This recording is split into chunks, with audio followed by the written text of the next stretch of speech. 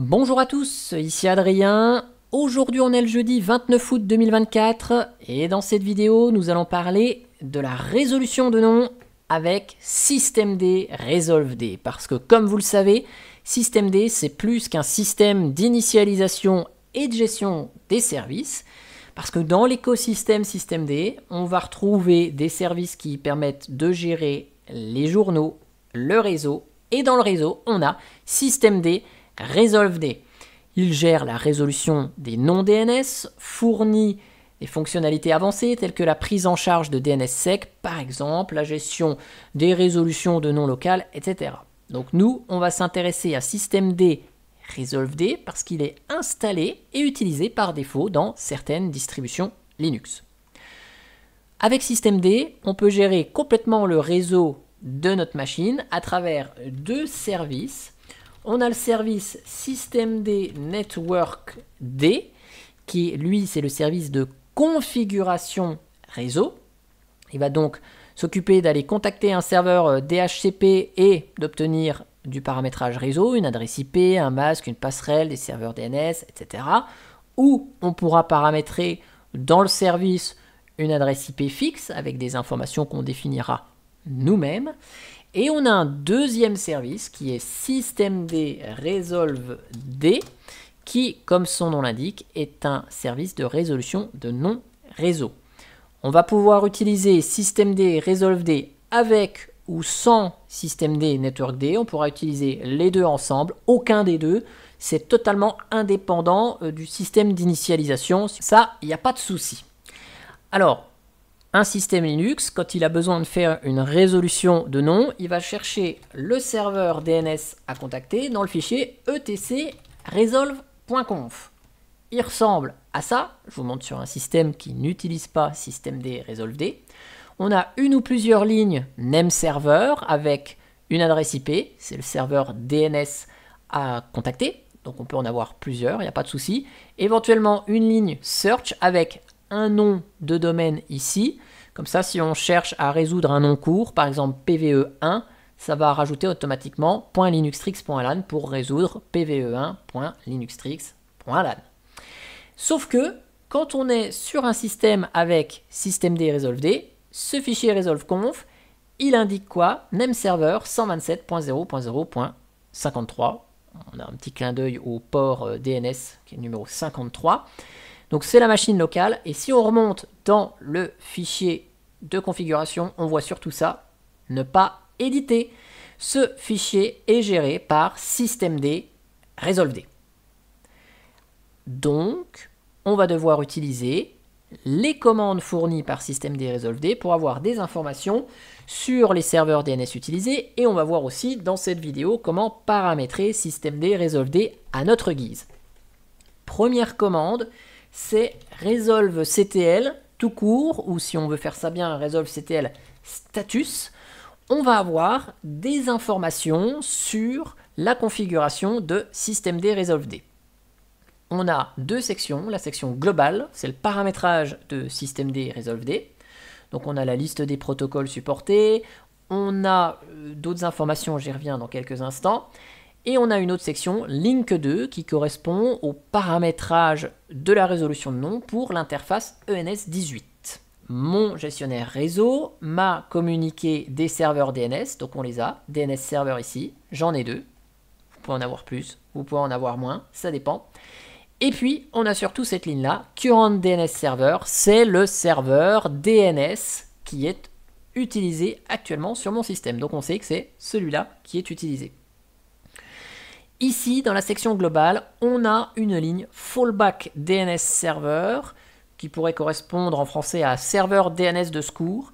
Ce sont en fait des serveurs DNS qui sont utilisés lorsque les serveurs DNS principaux qui sont configurés ne répondent pas ou n'arrivent pas à résoudre une requête. Typiquement, ici, si lui ne marche pas, il va utiliser lui, et si lui ne marche pas, donc les deux ne fonctionnent pas, eh bien il va aller taper dans ces serveurs DNS ici. Donc on a des serveurs DNS publics, Cloudflare, Quad9 et puis Google, en IPv4 et en IPv6. Donc ce sont ceux-là qui sont utilisés. On va voir qu'on peut les désactiver, les changer, bref. Tout est configurable. Sachant qu'ici, vous voyez, je n'ai pas paramétré systemd resolved pour le moment, mais j'ai des serveurs DNS qui sont récupérés. En fait, quand on n'a rien configuré avec systemd resolved, il va prendre la configuration DNS qui nous a été fournie par le gestionnaire réseau qui est utilisé sur le système. Donc ça fonctionne avec Network Manager si vous êtes dans le monde Red Hat, Fedora. Ça fonctionne avec NetPlan si vous êtes dans le monde Ubuntu. Ça fonctionne avec systemd networkd que j'utilise ici. Donc ça permet une gestion quand même plus dynamique et flexible de systemd resolved. Il s'appuie sur une configuration qu'on a déjà reçue. Évidemment, si on souhaite paramétrer la résolution de nom avec systemd resolved, il va falloir supprimer la partie DNS de notre gestionnaire réseau. Si vous avez configuré une adresse IP fixe avec le masque, la passerelle, les serveurs DNS dans votre gestionnaire réseau, qu'est-ce que vous faites? Vous enlevez toute la configuration DNS. Si vous utilisez une configuration dynamique qui est obtenue donc par un serveur DHCP, indiquez à votre gestionnaire réseau de ne pas récupérer les informations DNS en provenance du serveur DHCP. C'est ce que je vais faire ici. Donc j'utilise systemd networkd. Donc je vais aller modifier la configuration de systemd networkd ici et donc sur l'interface Ethernet dans la section DHCP, je vais lui dire ici use DNS égale false. Je ne veux pas récupérer les informations DNS. J'enregistre, je redémarre mon gestionnaire réseau, systemd networkd.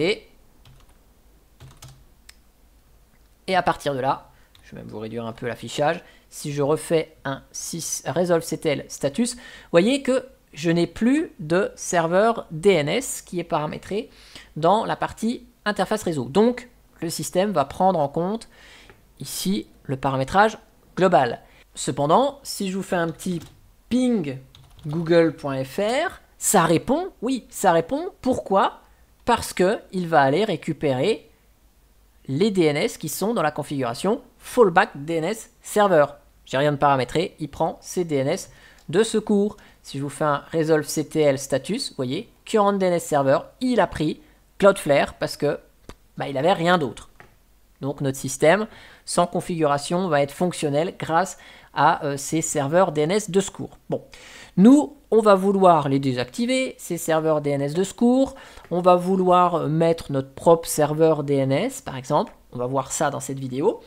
Donc, pour ça, on a dans etc systemd, vous savez, on a tous les fichiers de configuration des services systemd. On en a un qui s'appelle resolved.conf.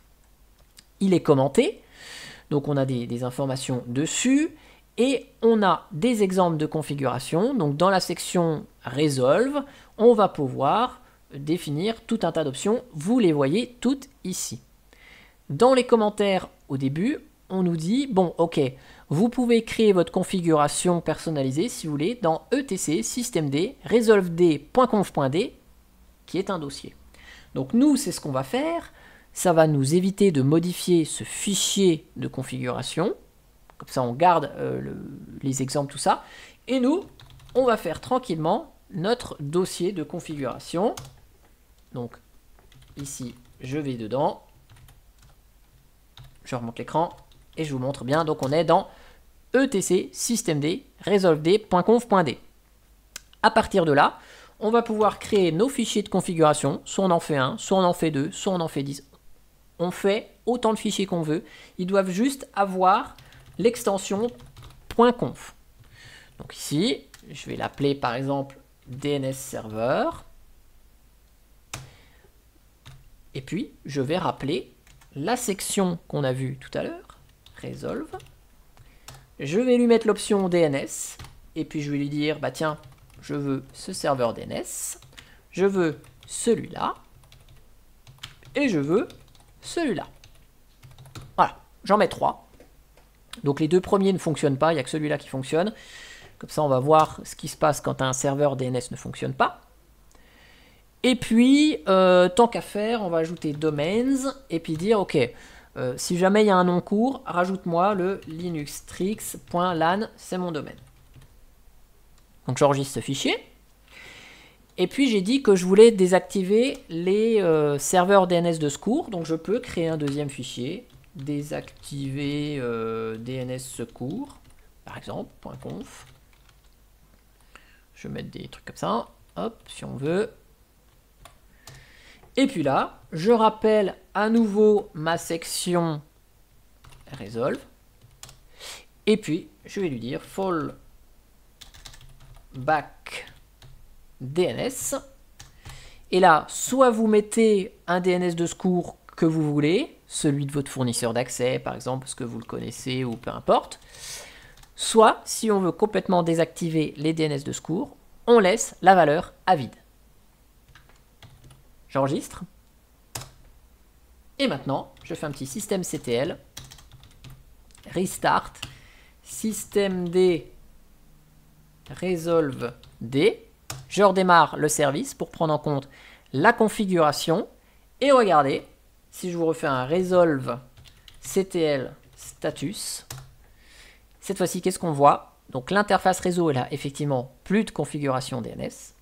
Et de façon globale, on a ici nos 3 serveurs DNS qu'on vient de paramétrer, le domaine ici, et on n'a plus le fallback DNS server. OK. Alors maintenant, je vais vous montrer une commande qui est fournie par resolvectl pour pouvoir faire des requêtes DNS.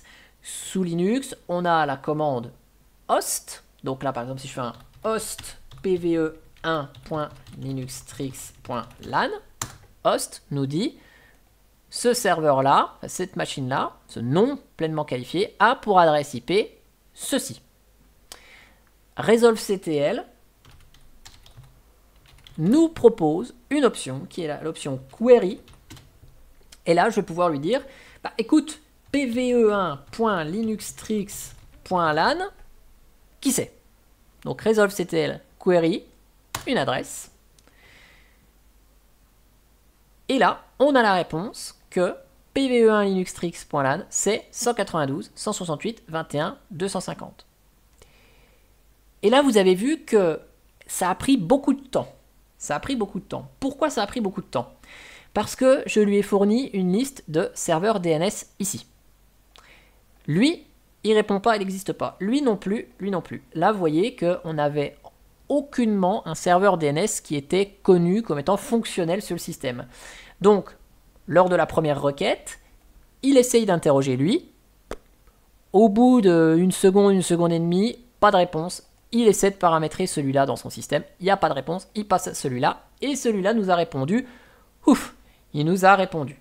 Et donc, si je vous refais un resolvectl status maintenant, qu'est-ce que vous voyez? C'est que effectivement, le DNS qui a été utilisé et qui est utilisé là, c'est 192.168.21.251. Donc là, on voit bien ici que c'est le serveur DNS que j'utilise et qui est utilisé grâce à la configuration de systemd resolved et non pas une configuration liée à l'interface, donc au gestionnaire de réseau, quoi. Ça fonctionne évidemment, hein, si je vous fais le resolvectl query www.google.fr, ça fonctionne avec des adresses, enfin des noms de domaine pleinement qualifiés qui sont situés sur Internet. Et la résolution inverse fonctionne aussi, hein, si je demande quel est le nom qui correspond à cette adresse IP-là, il me donne les noms des machines qui correspondent à cette adresse IP-là. Hein. Donc la résolution inverse fonctionne aussi. Ça, il n'y a pas de souci. Et puis, dernier petit truc. Tout à l'heure, on a ajouté, si je vous refais le resolvectl status, tout à l'heure, on a bien ajouté dans notre configuration le domaine ici, linuxtrix.lan, ce qui fait que si je vous fais un resolvectl query, puis que je vous dis, bah tiens, je veux savoir quelle IP correspond à PVE1, il me dit c'est 192.168.21.250 parce que j'ai traduit en pve1.linuxtrix.lan. Il nous le met entre parenthèses en dessous. Donc il a bien rajouté le nom de domaine à ce nom court qui a été défini ici. Alors évidemment, il Il y a beaucoup d'autres choses à dire avec systemd resolved, notamment sur la partie DNSSEC. On aurait pu explorer aussi la partie protocole. Je reste dans une vidéo d'introduction assez simple, ce qui permettra à chacun de pouvoir comprendre déjà simplement ce qu'est systemd resolved et si votre distribution Linux l'utilise, comment le paramétrer ou au moins savoir qu'il existe et à quoi il sert. En tout cas, j'espère que cette vidéo sur systemd resolved vous aura plu et moi je vous dis à bientôt pour une prochaine vidéo. Allez, ciao ciao, bye bye.